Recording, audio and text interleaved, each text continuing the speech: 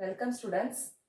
Today in this class I am going to discuss about current code provision for compression member which comes under unit 4 compression member and the subject code is CE8601 design of steel structural elements. So from the code book IS 800 2007 there is page number 34. It's given as the design compressive strength. The first step to design the compression member is the design compressive strength PD of a member is given by P less than PD, where PD is equal to AE into FCD. So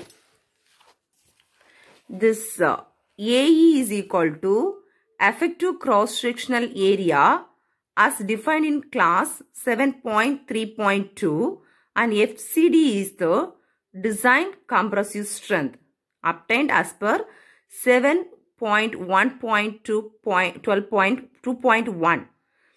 So the formula for calculating PD is equal to AE into FCD from the code book. So the design compressive strength, that is FCD, the design compressive strength FCD of axial loaded compression member shall be calculated using the following equation. FCD is equal to Fy divided by gamma m0 divided by pi plus pi square minus del square the whole power 0.5 is equal to x of Fy divided by gamma m0 less than or equal to Fy divided by gamma m0, where pi is equal to 0.5 into 1 plus alpha del minus 0.2 plus del square. This lambda square. Lambda is equal to non-dimensional effective slenderness ratio.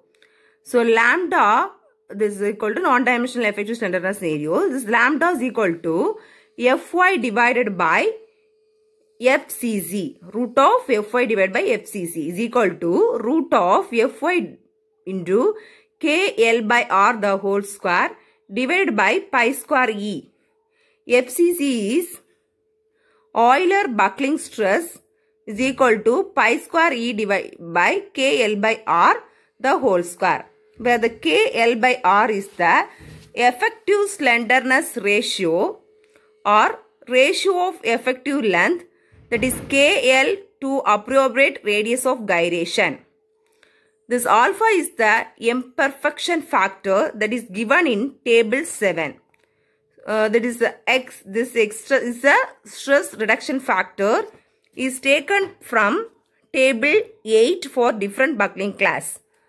Slenderness ratio and yield stress. This X equal to 1 by pi plus pi square lambda square the whole power 0.5. Lambda m0 is equal to partial safety factor for material strength.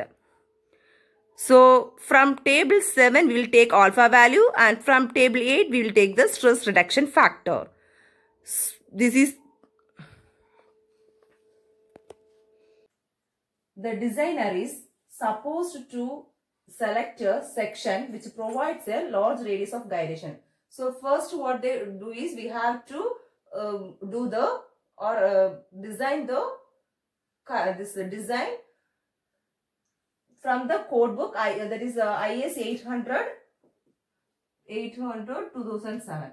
So after designing that, what the designer will do is the designer is select a section which provides a large radius of gyration. So after that, what you have to do is estimate the slenderness ratio or design compressive strength. After that only we want to estimate the slenderness ratio or design the compressive strength. The next step is that if the average column height is 3 to 5 meter, the slenderness ratio is between 40 and 60. Column height is depend upon the height only the slenderness ratio will be selected. If the column height is 3 to 5 meter, the slenderness ratio is 40 and 60 and it is selected from the table 8 and 9 of IS 800 2007. the cross-sectional area required to carry the factored load at the assumed compressive stress is computed as Ag is equal to. So this is your what compressive stress, but here the cross-sectional area is required to carry the factored load. So what is factored load? If something is calculated with this 1.5 or 1.2, whatever may be, some factor is multiplied with the load, that is said to be factored load. So if the cross-sectional area is required to carry this factored load at the assumed compressive strength, is then computed as Ag is equal to Pu divided by assumed compressive stress. So next what we are going to study is what is effective length, how to select the effective length and slenderness ratio from IS 800 2007.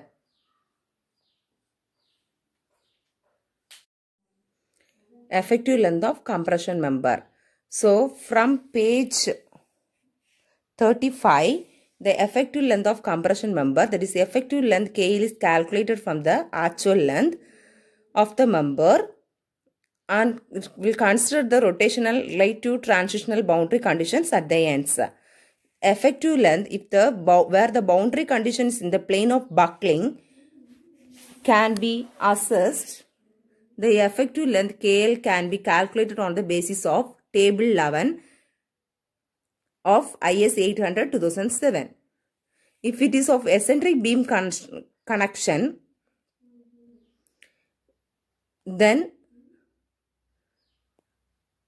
where the beam connections are eccentric in plan with respect to the axis of the column, the same condition is of restraint as in concentric connection shall be deemed to applied and provided to the connections are carried across the flange and the web of the columns. Compression members in trusses. So in case of bolted, riveted or welded trusses and braced frames, the effective length KL of the compression member shall be taken as 0.7 1 times the distance between center of connections. This KL shall be taken as the distance between the center of intersection. Next, effective length and slenderness ratio. So this KL by R is said to be slenderness ratio effective slenderness ratio. This effective slenderness ratio is denoted as ratio of effective length KL to approach radius of gyration R. Effective length is calculated from the table 11 of IS 800 2007. So this is all about how to calculate effective length and slenderness ratio, and what I also discussed is current codal provisions for compression member. Thank you.